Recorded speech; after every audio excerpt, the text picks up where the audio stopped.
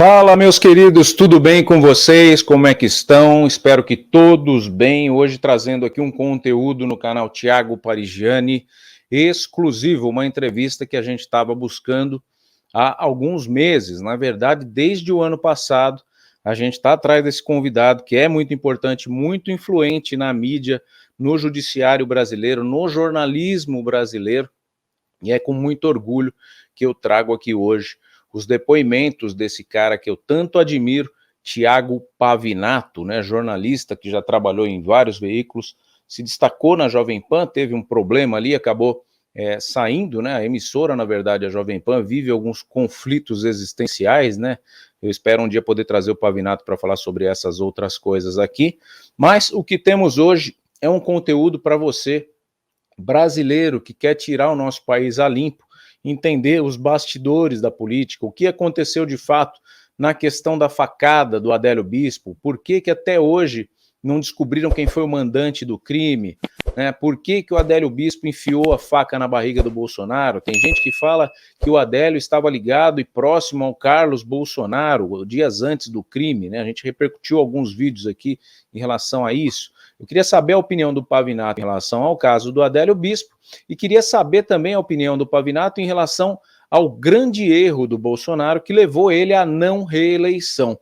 Eu tenho aqui a minha opinião, todo mundo sabe qual que é a minha opinião e o grande erro que eu trago, vou falar para vocês já já, mas o Pavinato me traz um outro cenário que eu não tinha percebido e pode ser que realmente tenha sido essa a questão maior do que até a questão que eu acredito que tenha sido o fator preponderante para a não reeleição e o pior, a volta da esquerda ao poder aqui do nosso país.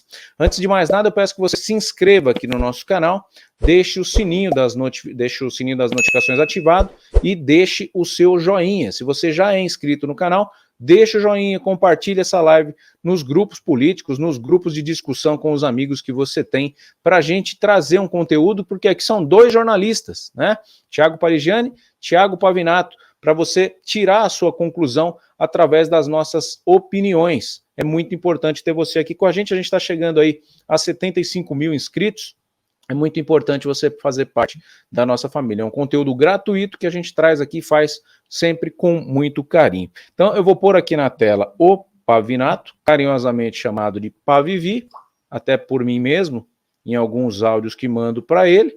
Deixa eu deixar aqui ele um pouquinho maior. Eu vou ficar muito pequenininho aqui do lado, mas o nosso convidado é a estrela do nosso programa. Então vamos lá.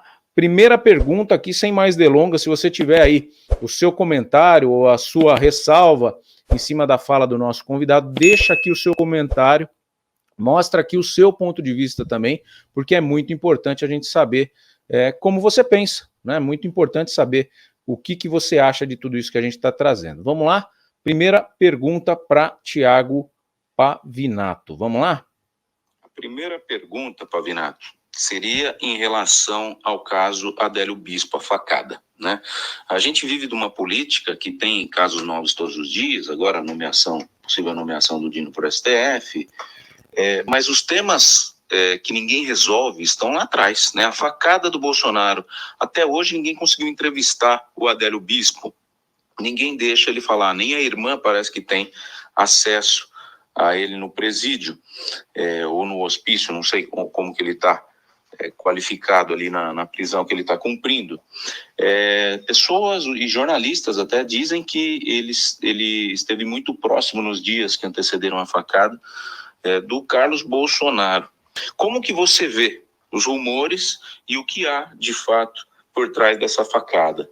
Você acredita que tenha sido uma ideia da esquerda, que possa ter sido uma ideia da direita, absurdamente falando, porque no frigir dos ovos o que acabou elegendo o Bolsonaro presidente foi a facada, isso é inegável, né? A popularidade dele subiu muito na época eleitoral por conta da facada, tanto que ele nem debate precisou fazer para ganhar a eleição. Eu queria saber a sua opinião em relação à facada dada por Adélio Bispo em Jair Messias Bolsonaro.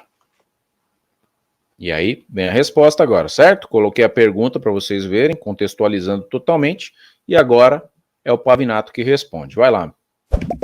Bom, em primeiro lugar, o Adélio Bispo foi considerado inimputável, né? Por isso ele foi mandado para um hospital psiquiátrico judiciário. E quanto a não falar com ele, isso é uma decisão médica / judicial.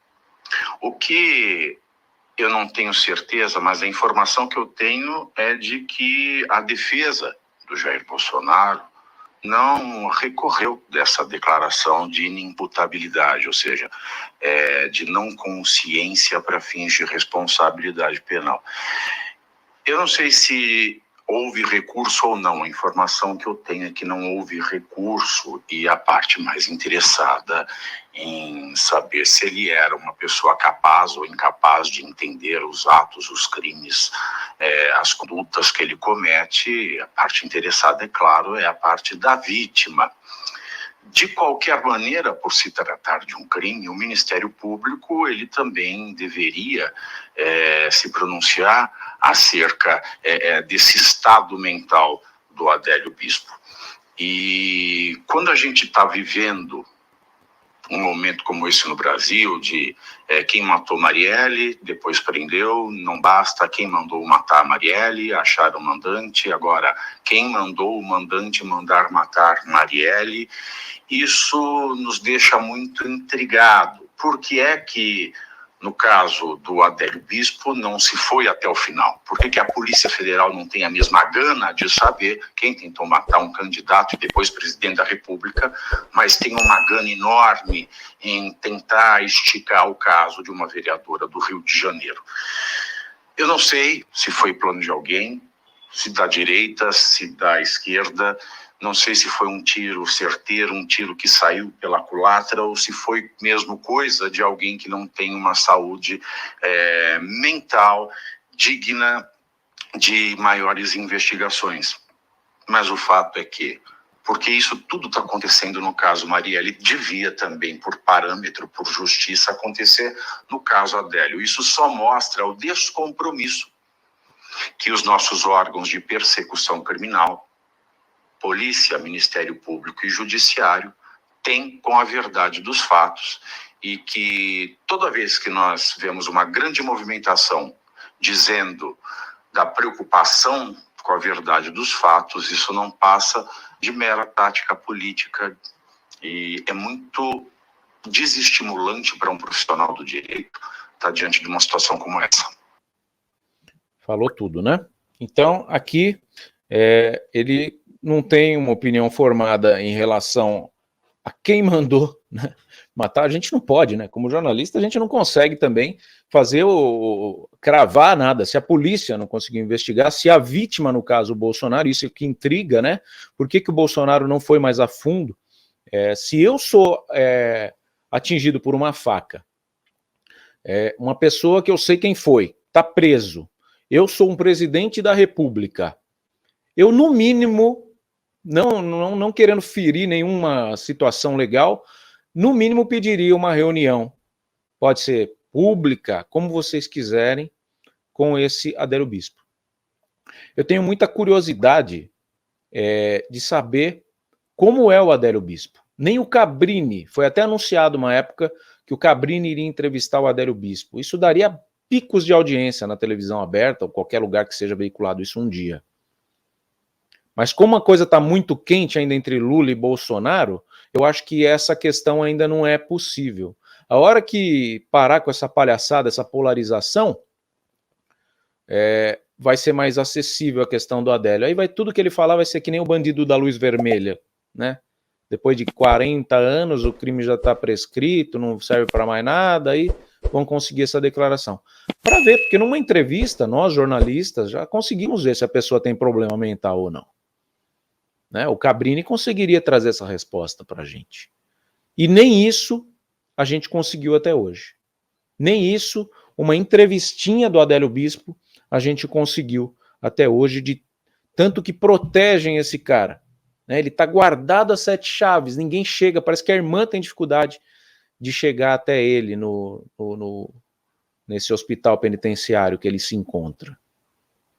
Então é tudo muito nebuloso. E quando ele traz para o foco essa questão da Marielle, porque é um interesse da esquerda descobrir quem matou a Marielle, até quando foi divulgado e aí abafou, porque parece que não era quem eles imaginavam, e aí se calou, acabou o problema, né? Não existe a mesma gana para saber por que Adélio tentou matar um presidente da direita. E é isso que é muito esquisito no nosso país, né? E aí quando a gente fala, a esquerda é mais organizada que a direita, sim, muito mais. Por isso que conseguem manipular meios de comunicação, por isso que conseguem distorcer fatos, estão fazendo de tudo para prender o Bolsonaro, de tudo, de tudo, de tudo. O Valdemar Costa Neto foram na casa dele, não defendendo, né, porque é um mensaleiro, a gente não pode deixar de lembrar que o Valdemar da Costa Neto é um dos acusados no esquema do mensalão, que foi tão falado aqui no nosso país, e ele é o presidente do partido que paga salário ao Bolsonaro hoje, então a gente é bem olho aberto com essa questão, não passa pano para ninguém aqui, e pelo que eu sei o salário do Bolsonaro é 20 mil reais. Mas quando a Polícia Federal tenta achar pelo em ovo na casa do Valdemar da Costa Neto e prende o Valdemar Costa Neto no carnaval por conta de um revólver 38 não declarado ou não registrado, como queiram, e uma pepita de ouro que veio de garimpo que vale 11 mil reais, é realmente pelo em ovo, porque não faz sentido. O Valdemar Costa Neto tem muito mais dinheiro na conta dele do que uma pepita de 11 mil reais. Pô. Vamos combinar, né?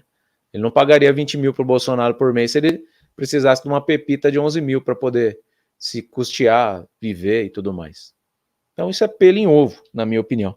Mas tá aí o caso do Adélio Bispo. Quero seus comentários aqui em relação à declaração do Thiago Pavinato. Agora vai ferver, tá? Essa segunda pergunta aqui, ela vem de uma questão muito particular minha, que eu acho, né, e acredito muito, que o grande erro do Bolsonaro foi ter feito algumas medidas popularescas logo que ele assumiu o governo. Qual foi essa medida popularesca?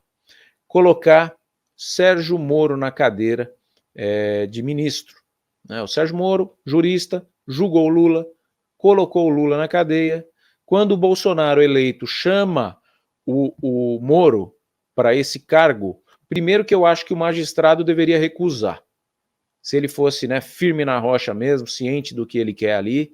Já chamei o Moro para vir aqui algumas vezes, ele não veio, né, então posso ficar à vontade para falar. E se um dia ele vier, falo para ele também. Mas acho que o erro do Moro foi ter saído da cadeira de magistrado, de membro ali de juiz, né, da cadeira de juiz, lá em Curitiba, para assumir um ministério, né, da Justiça, e posteriormente bater de frente com o presidente a ponto de sair pré-candidato à presidência, para concorrer contra o Jair Messias Bolsonaro, dividindo os votos da direita. Então, o que eu acho que foi o erro? Quando o Bolsonaro nomeou o Moro, o povo aplaudiu, tudo bem, mas acabou validando esse discurso mentiroso, para mim, da esquerda, de que foi uma tentativa de golpe político a prisão do Lula, né, porque quem concorreu no lugar do Lula, vocês lembram bem, foi o Haddad, e acabou perdendo. Então valida, porque ele que julgou o Lula, depois o Lula na cadeia, para o Bolsonaro se candidatar. Mais ou menos como hoje sugerem, né, deixando claro, que Alexandre de Moraes teria ido conversar com Lula, ou não sei se ele foi diretamente ou através de outras pessoas, e estrategiaram a eleição de Lula com a entrada de Geraldo Alckmin como vice. Isso é um boato, tá? Eu não tenho provas técnicas disso, porém é um boato quente e que faz muito sentido, porque Geraldo Alckmin é o criador de Alexandre de Moraes. Quando nomeou ele aqui em São Paulo, para ele começar a galgar, né, a caminhada que o levou até o Supremo Tribunal Federal. Então faz sentido a aliança de Lula com Alckmin ter sido alinhavada por o então, na ocasião ali, não era, mas posteriormente foi, presidente do Tribunal Superior Eleitoral na ocasião da eleição, onde Lula ganha com uma popularidade baixa, aparentemente, em relação a uma comoção popular ainda, mesmo diante de muitos erros do Bolsonaro, uma comoção popular e digital, né, principalmente das lives do Bolsonaro, muito mais lotadas, bombadas do que do Lula, tanto que ele parou de fazer as lives dele semanal. Então, eu tinha esse ponto de vista, que o grande erro do Bolsonaro foi o Moro, porque valida o discurso da esquerda de golpe, mesmo a gente acreditando muito de que não foi. A Lava Jato veio de Curitiba, Curitiba não tem um escândalo de corrupção política.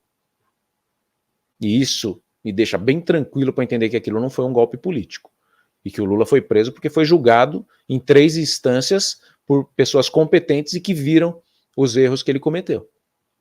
E ele hoje é louco para pôr o Bolsonaro na cadeia para falar, tá vendo? Lá no Brasil todo mundo vai preso. Todo político lá, quando sai da cadeira, vai preso. Eu acho que é essa a grande ideia do Lula. E ele não vai sossegar enquanto ele não conseguir pôr o Bolsonaro na cadeia para justificar a prisão dele.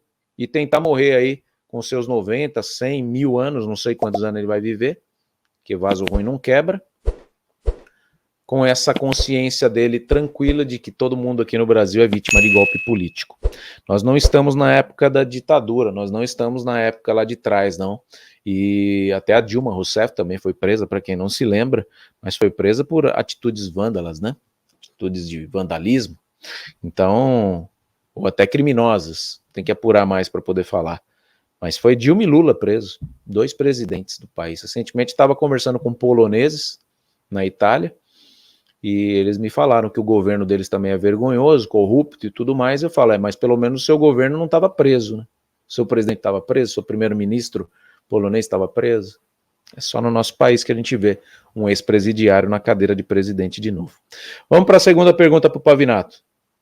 A segunda pergunta é mais simples, né? É em relação ao erro capital, na minha visão, do Bolsonaro ter tirado o ministro Sérgio Moro dos tribunais e ter colocado ele num ministério. Posteriormente, o olho do Sérgio Moro ter brilhado para o poder e ele ter almejado, né, se tornar até um presidente, depois, inteligentemente, na minha visão, recuando para o Senado, onde ele foi vitorioso.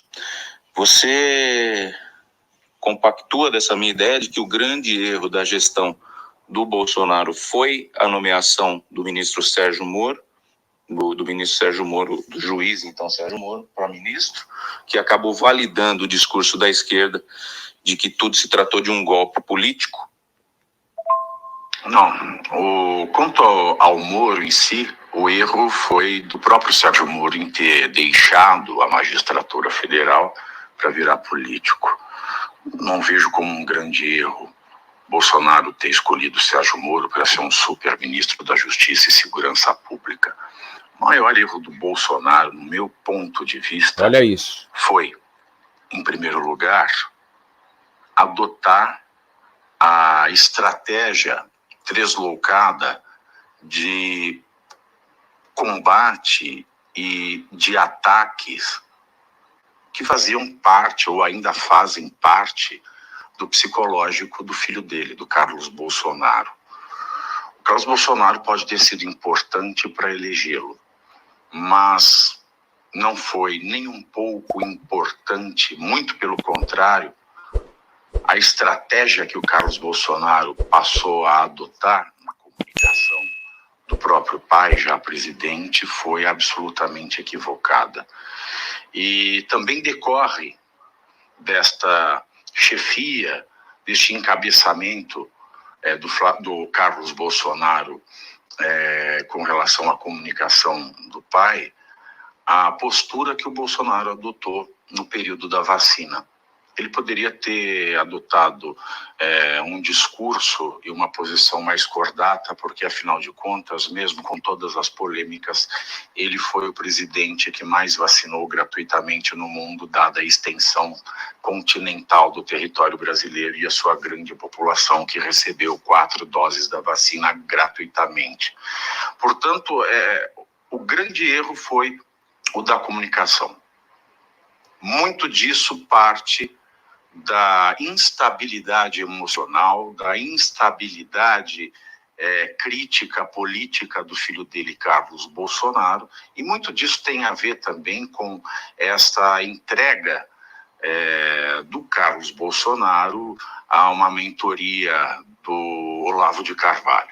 Olavo de Carvalho, ele chegou num ponto em que qualquer coisa que ele falava, ele movimentava um séquito de fanáticos.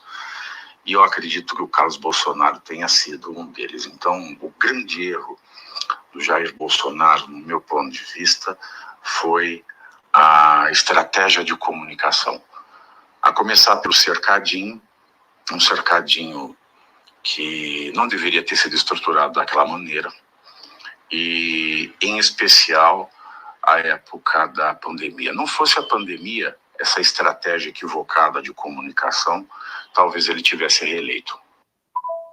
Muito bom, né? É muito bom falar com quem está no dia a dia da política, como o Pavinato está, né, em contato com muitas pessoas, em contato com o próprio Eduardo Bolsonaro, que sempre estava ali na Jovem Pan, e talvez, né, eu não sei, a base que o Pavinato traz essa questão do Carlos, mas a gente não vê muito ele na mídia, né?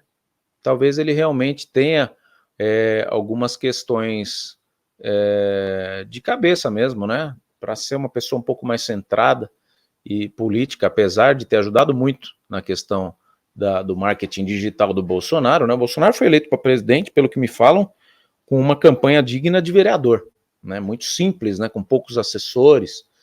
E aí teve a facada, e teve rede social, e ele, pioneiro nisso, né? Como presidente, acho que foi o que mais explorou o Instagram, o próprio YouTube depois nas lives. Mas eu concordo quando ele fala do cercadinho e concordo quando ele fala do Carlos, porque o que eu vi, né? O Carlos Bolsonaro cuidava das redes sociais do Bolsonaro. E muitas vezes ele estava discutindo com a Anitta. Então, quando você vê um presidente, porque o grande povo não sabe que é o Carlos Bolsonaro, que está ali no Instagram do pai todo dia, né, fazendo os posts, ou no Twitter, não me lembro, acho que era o Twitter. E ele discutindo com a Anitta, né, uma cantora de funk brasileira que, né, pouco agrega pro PIB brasileiro. Aliás, agrega muito, né, porque chove dinheiro aqui para ela deve declarar os impostos, mas culturalmente falando e intelectualmente falando, agrega pouquíssimo, né? Não altera a cotação do dólar, como a fala de um presidente. Então, o presidente não pode debater com uma fanqueira. E para quem via aquilo, achava muito estranho, né? A Anitta tweetava e tinha um retweet, então, coisa de louco. Bom para a Anitta, né? Discutir com o presidente, poxa, legal. Se eu chegasse num nível de debater com o presidente, também me sentiria importante. Ele acabou aumentando o grau de importância da cantora de funk, ao mesmo tempo que ele diminuía o grau de importância do nosso presidente da República.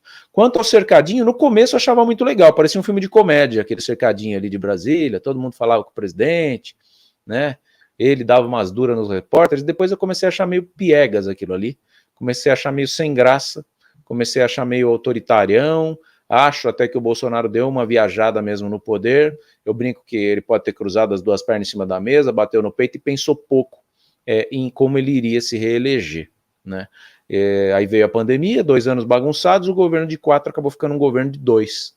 E como ele bem lembra, apesar dele ter sido um cara meio negacionista na questão da vacina, meio não totalmente negacionista na questão da vacina, não se vacinou, não deu vacina na filha, acabou fazendo apologias erradas em relação a isso, não se furtou do dever de comprar vacina e vacinar a população. Poderia ter calado a boca e ter tido a mesma atitude, que seria muito melhor do que o que aconteceu de fato por conta de fala, né? Se a atitude foi boa, cala a boca, não precisa falar besteira, que você não se vacina, é uma opção sua, mas que você não vai vacinar sua filha, você acabou influenciando muitas pessoas e pessoas que acabaram morrendo, né, já por terem outros problemas, que aí não teve a imunidade suficiente para poder reagir ao vírus, e por conta de uma narrativa equivocada também, acabaram perdendo suas vidas, e isso pode ter custado, sim, a não eleição do Bolsonaro e a volta da esquerda ao poder. É um debate simples, gente, uma live que eu precisava fazer, né? Eu pretendo trazer o Pavinato aqui para a gente falar ao vivo com ele. É um Thiago, né? É sempre bom, é um cara muito espirituoso, com brincadeiras muito inteligentes, muito intelectual, a gente sabe ver de longe, né, a capacidade intelectual da pessoa, e esse lado espirituoso dele também casa muito com o meu lado espirituoso aqui, que eu gosto de brincar, gosto de falar de forma descontraída, porque eu acho que a vida é para ser levada dessa forma, nem tudo é a ferro e fogo, e quero muito que o Pavinato venha para cá, para a gente trazer outras questões. Peço a sua participação, coloque aqui a sua pergunta, a pergunta que você faria se você estivesse diante do Thiago Pavinato, que a gente vai levar para ele nos próximos vídeos, nas próximas lives, e quem sabe a gente vai ter ele aqui com a gente, tá bom? Faça como nossos governantes, pense apenas em você, e se estamos aqui por você, esteja aí por nós. Até a próxima, valeu.